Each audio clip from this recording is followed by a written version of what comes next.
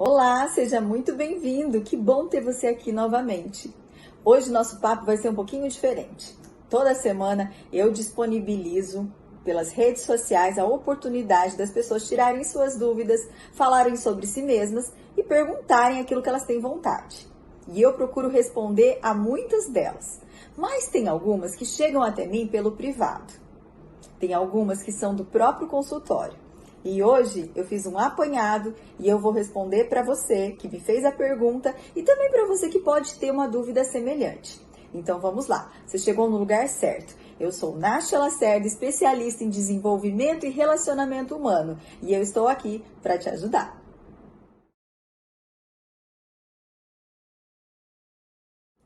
E a primeira pergunta é: meu marido quer sair para jogar bola com os amigos. Você acha certo? Devo deixar? Essa pergunta quem fez foi a Rita de Cássia e foi pelo privado das redes sociais. Primeiro, se eu acho certo ou não. É claro que eu acho certo a pessoa se exercitar, ter um hobby, fazer uma atividade para ela, que ela gosta. Inclusive, eu indico que você também faça isso. Faça algo por você. Agora, a problemática vem na segunda pergunta, porque você fez duas em uma. Devo deixar? É você que deixa? É você que escolhe o que é melhor para ele? A decisão está nas suas mãos? Ou você deve deixar que ele escolha o que faz com o tempo dele? Quando você diz para o outro o que é que ele vai fazer, você está infantilizando a sua relação conjugal. Seja lá o que for. Porque nós avaliamos a possibilidade de alguém fazer ou não alguma coisa quando nós estamos falando de uma criança. Se você tem filhos, você realmente precisa pensar aquilo que é adequado e aquilo que não é. Porque você tem um cérebro maduro e a criança ainda não. Ela está em desenvolvimento. Então eu preciso avaliar aquilo que tem perigo, aquilo que é muito caro, que eu não consigo pagar. Ela me vem com a vontade e o desejo, e aí eu vou usar o meu cérebro racional, ponderar, e eu dou uma resposta. Você pode ou você não pode. E você está fazendo isso com a pessoa que você escolheu para dividir sua vida, que eu acredito ser maduro. Acredito que não é nenhum adolescente, que não sabe o que deve fazer. Você está tomando para si uma responsabilidade que é do outro. Você está dizendo que é você que vai cuidar da vida dele. E aí quem cuida da sua? Sabe, gente, eu já vi alguns casos de pessoas que têm muita vontade de sair, fazer um happy hour com as amigas, tomar um café da tarde, fazer uma reunião entre mulheres ou até mesmo homens que têm esse desejo, mas não fazem porque tem medo que o outro vai fazer. Ou seja, uma grande insegurança em si próprio. O ciúme vem de uma insegurança da gente. E aí, o que você acha que você está fazendo quando você rouba a liberdade do outro? É como se você fosse dentro do guarda-roupa, pegasse uma peça de roupa que é dele, embrulhasse para presente e dissesse: agora eu te dou. É sua. Espera, mas já não é dele? Se Deus faz isso conosco, se Deus deu o livre-arbítrio onde a gente vê o que é melhor para nós, onde a Bíblia diz: tudo é lícito, mas nem tudo me convém. Significa que eu é que tenho que tomar essa decisão. Então não faça isso. Não dê para o outro o que é dele mesmo e diga que é um presente. É como se você pegasse um passarinho, colocasse dentro da gaiola e de vez em quando você vai lá com a chave que só você tem e diz assim: agora você pode dar um passeio. Mas volta, tô te esperando. Se você chegar tarde, eu prendo e não te deixo ir a semana que vem. Então não faça isso com a sua relação. Viva, exerça a sua liberdade e deixe o outro decidir como ele vai usar a dele, como ele vai priorizar o tempo dele. Mas uma coisa eu te digo, se você começar a exercitar isso na sua vida, de fazer coisas por você, a sua segurança aumenta e você não vai mais querer cuidar da vida do outro. Juntos, vocês desenvolvem uma parceria madura e saudável.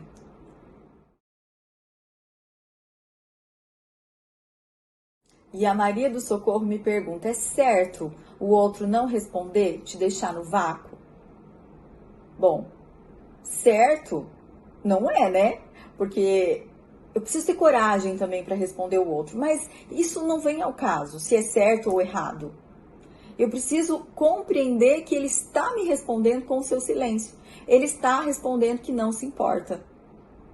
Ele não está dando a atenção que você está destinando a ele, ele não está te devolvendo. Ou seja, você já está vendo que não tem reciprocidade. E aí cabe a nós aceitarmos esse não. Porque é sempre isso que acontece, a gente fica tentando avaliar o que é certo ou errado, culpando o outro, quando na verdade a responsabilidade é minha de perceber o que o outro tem para me oferecer, o que significa me ignorar, por que eu reluto em entender isso, o que acontece comigo que eu nego para me manter nessa relação, porque aí a gente pode estar entrando numa autossabotagem muito grande. Eu fico tentando, eu ignoro todos os sinais, e o silêncio é um grande sinal, se a pessoa quer ou não quer, para onde ele quer levar esse relacionamento. Ele faz algum tipo de esforço para te dar um oi, para estar junto, para levar esse relacionamento a outro nível? Não, ele não faz. Então eu preciso compreender isso. Isso às vezes mexe com o nosso complexo de rejeição.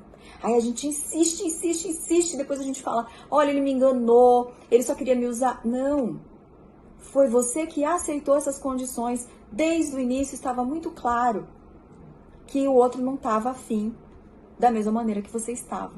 Então, gente, tem muitos sinais. Tem sinal vermelho, tem sinal alerta, que é o sinal amarelo que fica piscando ali. Para mim, esse é um grande sinal vermelho. O outro tá te dizendo, não quero.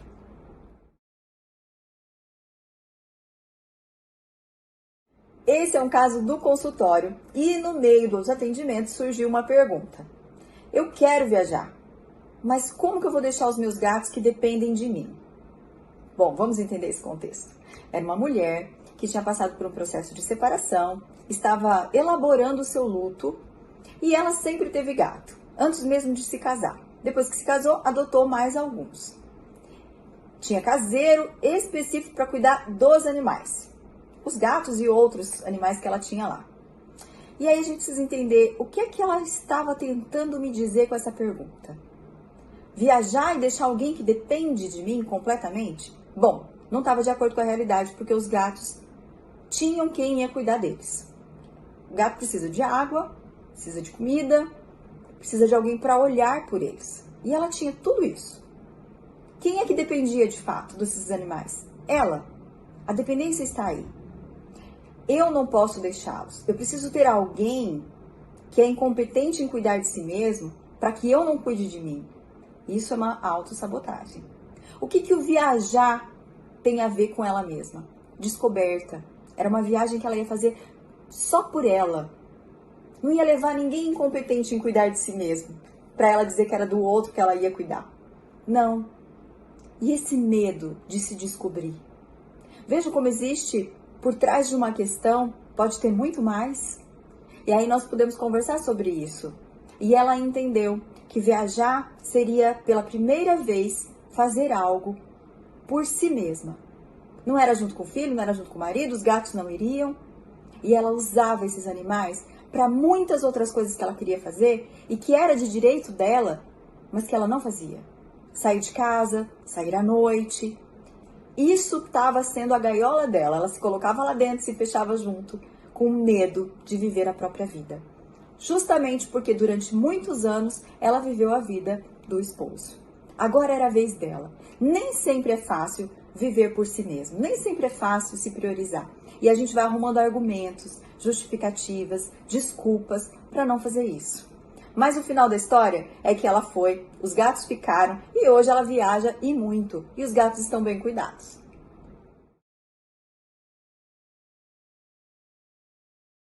E essa pergunta veio do Fernando através do privado da rede social. Quero terminar o meu namoro de 3 anos, mas eu tenho medo de sofrer.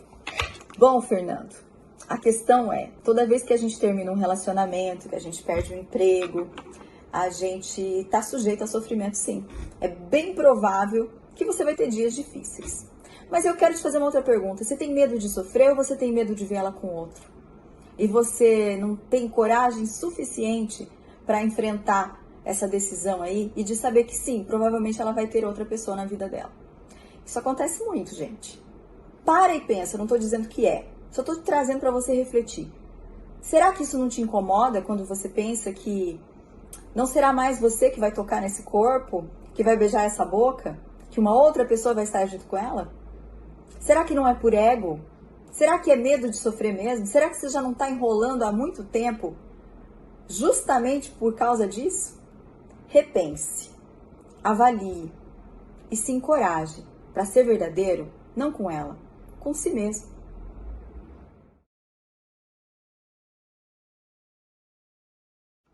E a Júlia me pergunta, como vencer o medo? Sinto que tenho medo de tudo. Bom, eu tenho certeza que você não tem medo daquilo que você sempre faz. Você não tem medo de deitar e dormir, você não tem medo de levantar, escovar os dentes e fazer suas atividades que são sua rotina. Sabe o que dá medo na gente? Aquilo que a gente não conhece. Aquilo que tem possibilidade de dar errado. Aquilo que nos expõe, aquilo que nos deixa vulnerável. E não tem como ter certeza que vai dar certo. Eu poderia vir aqui te trazer uma mensagem motivacional que ia até te encorajar, mas eu preciso ser realista. Como psicóloga que sou, eu preciso te dizer que tem chance de isso não funcionar. Isso que você tem medo de fazer. Que você tem medo, às vezes, de encarar, de sair do seu lugar e fracassar. E olha, eu tenho que te dizer que tudo existe uma chance de dar errado. Mas se você não fizer nada, já deu errado. Não funcionou. O que você está perdendo? Avalie isso. Quando você se expõe, quando você corre risco, a chance de dar certo está ali também. Então, tudo que é novo, a gente acha que é muito difícil de fazer. Eu vou depositar energia, eu vou colocar meu dinheiro, eu vou colocar meu tempo. E aí? E se não acontecer? Um frio na barriga sempre vai dar. Relacionamento novo, trabalho novo, investimento novo. Mas aí é a hora da gente fazer mesmo sentindo temor. Vai passando aos poucos, na medida que os resultados vão aparecendo. Mas os resultados só vão aparecer se você não tiver um plano B. Se você focar, se você dirigir realmente toda a sua energia para fazer acontecer. Então, o medo a gente vence quando a gente faz. Quando a gente mostra pra gente mesmo que tá funcionando. Quando a gente acredita nos nossos propósitos e nos nossos sonhos. E que a gente pensa, olha, mesmo se isso não funcionar completamente, eu me esforcei, eu me dediquei. E eu aprendi com tudo isso que eu vivi.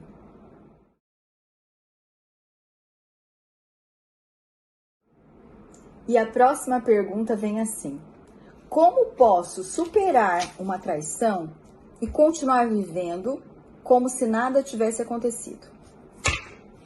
Não pode. Não vai acontecer assim. Como você vai continuar com uma vida se você sabe que a pessoa foi infiel e você quer simplesmente que isso não tivesse existido? Tem alguma coisa aí em você que você ainda não entrou em contato com essa realidade. Você quer negar isso. E talvez você tenha negado muitos sinais durante muito tempo. E agora você quer negar o fato. O fato existe. Houve uma traição da confiança. É possível perdoar uma traição? Claro que sim. É possível se separar depois de uma traição, mesmo perdoando? Claro. E é possível perdoar e continuar juntos? Sim, é. O que a Bíblia diz sobre traição? Vamos lá, vamos entender? Que, pela dureza do coração do homem, você pode se separar quando alguém comete infidelidade ou adultério. É isso que Deus está nos dizendo. Então você, perante a igreja, se você é cristã e está numa comunidade envolvida com uma doutrina, você está livre para se separar e viver sua própria vida. De qualquer forma, o melhor é perdoar. Perdoar e decidir o que é que você quer fazer. Acontece que para perdoar alguém, eu preciso entrar em contato com isso. Eu preciso sofrer. Eu preciso entender o que aconteceu com essa relação. Como é que chegou nisso? Foi só um desejo sexual? Foi só uma vacilada? Ou o meu casamento já estava tão desgastado, a gente não tinha mais afinidade nenhuma, a gente não fazia mais nada junto, a gente tinha desconectado, como um fio que você coloca na tomada, estava desconectado. A gente não conversava mais, a gente não tinha mais uma vida afetiva, uma vida sexual, a gente só se encontrava para fazer as atividades que era de responsabilidade de um ou do outro. A nossa união estava junto porque a gente tinha uma missão de criar os filhos. A gente estava junto porque a gente achava que era uma obrigação. Só eu estava investindo nessa relação e o outro não. São diversas questões que a gente se pergunta quando a gente descobre uma infidelidade. E para a gente perdoar, a gente precisa entender o que aconteceu. E para a gente continuar juntos, a gente também precisa entender o que levou a isso. Porque senão a gente vai continuar junto, Volta e meia, a gente vai sentir uma dor muito forte, vai jogar pro outro isso e vai desenterrar defunto e vai sempre dizer cada discussão, cada briga, cada desentendimento vai surgir. A gente vai buscar lá do fundo, vai exalar um odor desagradável dentro da relação de vocês. Então não negue, o seu problema está na negação. Veja que a sua pergunta é, como continuar fazendo de conta? Fazendo de conta que nada existiu, mas existiu. Sempre vai ter isso daí, só que você vivendo um luto, pode ser que você consiga perdoar e até continuar no seu casamento. Se os dois estiverem dispostos a entender o que levou a isso. Ou pode ser que você perdoe por você, porque o perdão é sempre pra gente, e decida que é melhor que cada um siga a sua vida. Porque você não vai dar conta de continuar com essa pessoa e desenvolver um relacionamento saudável. É aí que entra o que Deus fala. Que talvez vai ser tanta briga, tanto desgaste, vocês vão se maltratar tanto, que é melhor perdoar o ato e seguir em frente cuidando da sua vida. Porque, gente, tem muitos casos que eu atendo os filhos de pessoas que não conseguiram elaborar o luto de uma traição e volta e meia eles brigam por conta disso. E às vezes acontece até novas traições, justamente porque não houve perdão, não houve a disposição de entender o que aconteceu para continuar junto. E aí, quando eles se separam definitivamente, eu vejo que os filhos que eu atendo no consultório sentem um grande alívio, porque as brigas acabaram. Então, avalie bem o que é que você tem que fazer aí da sua vida, que decisão você tem que tomar para seguir em frente sem negar aquilo que aconteceu.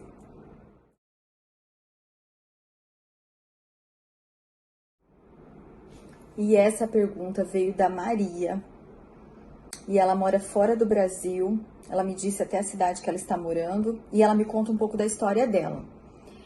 Saí do país com meu marido para buscar uma vida melhor e percebi que o nosso grande problema era a pornografia. Já superei o vício dele, mas ele não quer ter relação sexual comigo. Percebo que ele não tem desejo. Veja, Maria, não é você que tem que resolver o vício de pornografia. É ele. Ele precisa buscar ajuda, porque isso é um vício, gente. A gente precisa entender que é igual uma droga. E daí você disse que tentou até mudar de país, eu não sei se tem a ver com isso, ou se foi para buscar condições melhores. Em qualquer lugar do mundo que vocês forem, o vício acompanha.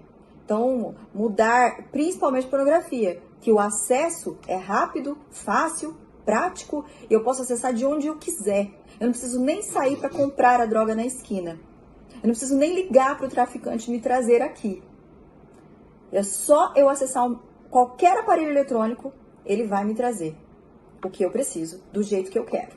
O vício de pornografia, gente, é seríssimo. Porque eu começo vendo algumas imagens, depois eu escolho o tipo de vídeo, depois eu vou filtrando ainda mais, porque os estímulos começam a ser ainda pouco para aquilo que eu preciso. Para o meu cérebro, eu preciso sempre de uma quantidade maior de droga. Então eu vou crescendo. Todos os pacientes que eu já tive, que eu já atendi, me relatam a mesma coisa. Começa vendo um videozinho curto e bem simples, e com culpa daquilo que estão fazendo. Igual quem começa a usar droga. Depois, eu preciso da droga de manhã, de tarde e de noite. Eu sou dependente, eu não vivo mais sem ela. Os estímulos são grandes. E cada vez mais quantidade de estímulo que eu preciso. Eu vou filtrando os vídeos. Eu vou querendo muito mais, meu cérebro vai buscando isso. Assim como qualquer outra droga. E aí, quando você o convida para um sexo natural, onde existe uma pessoa humana, que não está drogada, inclusive, porque muitos vídeos pornográficos, aliás, eu acredito que a maioria, não tenho aqui um dado preciso para te dizer, mas eu já vi muitos documentários de pessoas que vivem disso, que fazem disso uma profissão, que eles precisam de droga a cada corte de imagem, para poder se manter ali, para poder manter uma ereção, para poder atuar, porque nada mais é do que cinema e dinheiro, porque a indústria pornográfica é a que mais cresce no mundo inteiro. Então aí depois ele se depara com uma mulher real, com uma mulher que tem limites, com uma mulher que não está drogada, com uma mulher que precisa ser apreciada, que precisa ter preliminares, com o natural. Como é que ele vai ter desejo sexual em uma única mulher de verdade, real? Isso não vai acontecer. Então, o que vocês precisam tratar é essa doença, porque isso adoece. Adoece a pessoa, adoece quem está do lado também. Então, procurem ajuda. Não fujam disso. Porque o vício nos acompanha onde quer que a gente vá. Atormenta a nossa alma, o nosso cérebro fica prejudicado. A nossa atenção, o nosso desenvolvimento espiritual, profissional e conjugal. Você se identificou com alguma dessas perguntas? Eu enriqueci a sua mente com conhecimento? Se eu consigo fazer isso por você, faça algo por mim também. Se inscreva no canal, deixa seu like e convida outras pessoas para a nossa comunidade. Um grande abraço, até a próxima!